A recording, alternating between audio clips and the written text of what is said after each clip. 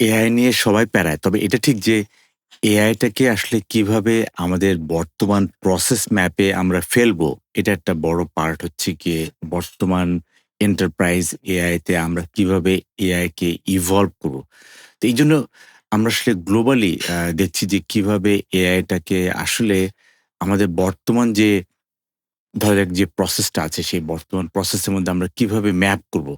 তো সেইজন্য আমরা আসলে দেখছি যে গ্লোবালি এটা নিয়ে কিন্তু অনেক ধরনের রিসার্চ পেপার, অনেক ধরনের ডকুমেন্টেশন অনেক কিছু আছে। তো আমি আসলে আপনাদের জন্য মাঝে, মাঝে কিছু ডকুমেন্টেশন নিয়ে আসবো যে দেখা যায় আজকেরটা হচ্ছে কি MIT টেকনোলজি রিভিউ মানে এই ম্যাগাজিন টাইমে অনেক আগের থেকে আমি সাবস্ক্রাইব করতাম। আমি যখন USA তে ছিলাম একটা লম্বা সময় তখন আমি আসলে এটা আমি সাবস্ক্রাইব করতাম। এখন এটাকে ওরা পিডিএফ এ নিয়ে এসছে। তো এখন এই MIT টেকনোলজি রিভিউতে ওরা যেটা বলছে যে achieving operational excellence with AI.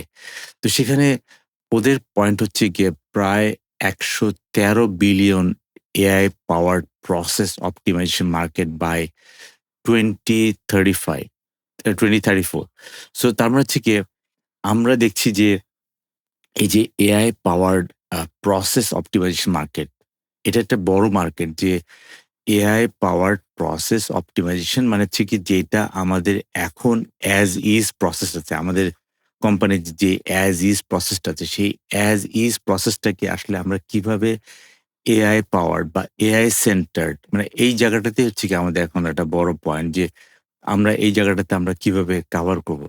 তো সেজন্য ওরা বলছে যে ১ম কি টেকওয়ে ওরা বলছে যে প্রসেস ফ্রেমওয়ার্ক মানে যেই জিনিসটাকে আমরা এআই তে আপগ্রেড করব বা এর পাশাপাশি আমাদের যে অটোমেটিং দ্য রুটিন টাস্ক যেগুলো আছে, সেই রুটিন টাস্কগুলোকে যেভাবে আমরা অটোমেট করব, এর পাশাপাশি আমাদের যে KPI গুলোকে ট্র্যাক করতে হবে, সেই জায়গাটাতেও কিন্তু এখানে আ কথা বলছে।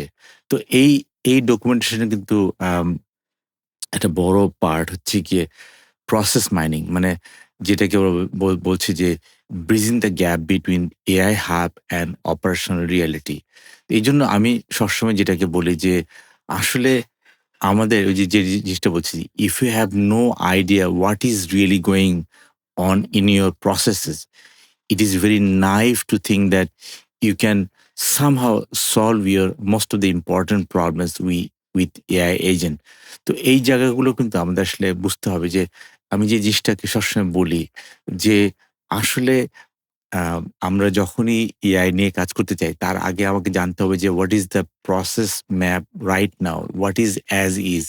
এবং আমি অন্যান্য অনেক ধরনের আম আমি অনেক কোম্পানিতে যাই তাদের প্রসেস অডিট করার জন্য এবং আমি দেখি যে আসলে উম কোম্পানির যে প্রসেসটা আছে, কোম্পানির যে প্রসেসটা এখন অ্যাজ ইজ আছে, সেটাও কিন্তু তাদের যে গোল্ডেন স্ট্যান্ডার্ড বা SOP থেকেও প্রায় 30 থেকে 35% কিন্তু ডেভিয়েটেড। তার মানে হচ্ছে গিয়ে even capturing the as is also a difficult task. That's why we need FD forward deployed engineer যার কাজ হচ্ছে গিয়ে এই জিনিসটাকে কিভাবে একটা প্রসেসের মধ্যে ফেলে সেটাকে আমরা বুঝতে পারি যে কোথায় এআই লাগবে, কোথায় অটোমেশন লাগবে, আর কোথায় এআই লাগবে না, আর কোথায় ডিজিটাইজেশন লাগবে। সো এই জায়গাগুলোতে আসলে আমরা ওয়ার্ক করতে পারি। তো আমি আজকে বলব যে মাই মাই কাইন্ড অফ লাইক আমার this is the documentation you should be able to read. Achieving Operational Excellence with AI. Of course, এটার মধ্যে আমরা বেশ কিছু পার্ট আমি আ সামনে নিয়ে আসবো। বাট এটা ঠিক যে আমাদের যে সবসময় বলি যে আমরা আসলে একটা মডেলের দিকে, একটা ফ্রন্টিয়ার মডেলের দিকে আমরা আমাদের সব প্রবলেম গুলো পাঠিয়ে দিব and expect things to work.